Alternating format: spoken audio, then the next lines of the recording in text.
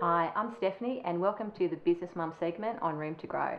What can you tell us about yourself and Total Balance? I'm a mother of two girls who are actually grown up now, 19 and 22, and the girls are still living at home. I started the business when they were teenagers, and I wanted to do something that gave me a little bit more flexibility. So Total Balance is a business where we do career coaching, business coaching, and I run a range of meditation programs for the general public. Okay. How would you define work-family balance? It's a really elusive thing. It's different for everybody. I don't think that there's any one definition that anybody's ever come up with, or certainly none of the clients that I've worked with. I think that it's very individualised. It's something that you will decide at a certain point in your life, what's right for you in terms of the things that you're looking for in your personal life and in your career.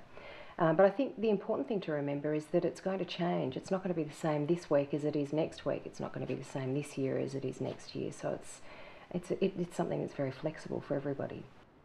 Kate, what are some of the common work-family balance issues faced by working parents? Most of the people that I see who are struggling with balance feel that they're really time poor. They quite often they feel that there's a degree of stress that they're under, or both themselves and their partner. Just trying to fit in all of the things that that they want to fit in a week, even getting to kids' concerts and those sorts of things, it can be really difficult. But the basic things like getting the shopping done and cleaning the house and all of those bits and pieces, and then of course you throw in the mix a day when one of the children's sick, and it makes it really difficult to manage that. Kate, why is achieving work-family balance easier for some parents than it is for others? I think it depends on the pressure that people put themselves under. From my experience, the women who are fairly relaxed about their approach and who don't expect too much of themselves actually fare better than women who put themselves under lots of pressure.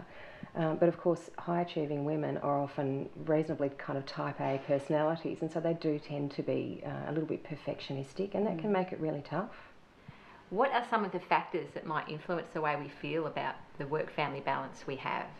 It's a good question. I think again that the expectations that we have of ourselves is a really important one. So if we think that we're going to be able to do it all and be super mum, that's probably going to put you under a fair bit of pressure. So if we can create realistic expectations and think that maybe the house is going to be messy, maybe we're not going to be able to get all the shopping done ourselves, maybe there are things that are going to be a little bit less than perfect, that makes it a whole lot easier to manage. And Kate, what about parents, mums specifically, returning to work for the first time? What work-family balance issues may she be facing? It's really difficult to anticipate the sorts of problems that they're going to face. As you know, when you have your first child, you really don't know what it's going to be like to be a parent at all.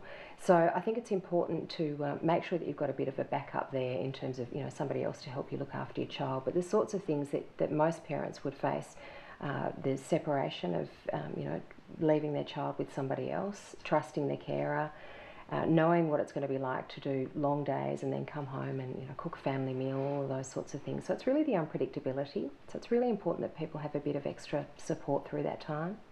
Kate, you're a working mum. Do you think you've managed to achieve good work-family balance? I think now that I've got my own business, it's a lot easier. I work the hours that I want to work. So sometimes that actually means for me that I might do a couple of hours on the weekend so that I've got some time off during the week to exercise. Because my children are older, it's easier to get them to help, but I actually had them helping around the house when they were little, so that made a real difference. And I do have a very supportive partner. So yeah, I'm doing okay. I could probably always do a little bit better. What can mums going back to work or working mums at the moment, what can they do to maybe improve that work-family balance? I think the first thing to do is really make sure you know what your priorities are. So for me, my priorities have always been good relationship with the children and my partner, and making time to do a bit of exercise because it keeps me sane. So, for example, stop and spend half an hour at the end of the day with the kids when you get home so that you can actually reconnect, and also do the same with your partner so that you keep those relationships, which are the most important thing, healthy. Take some time out for exercise. It's been shown to be really helpful in terms of keeping your mood good, helping you to manage things like depression, and then also outsource what you can. So don't try and do everything yourself, even if it means that you just get a cleaner in once a month. That's better than nothing. While the work and family demands we face are very real, as mums, we really need to focus more on what we're achieving rather than on our perceived shortcomings. Thanks to you, Kate, for some really practical and sensible advice on how we can better achieve work-family balance. My pleasure, Steph.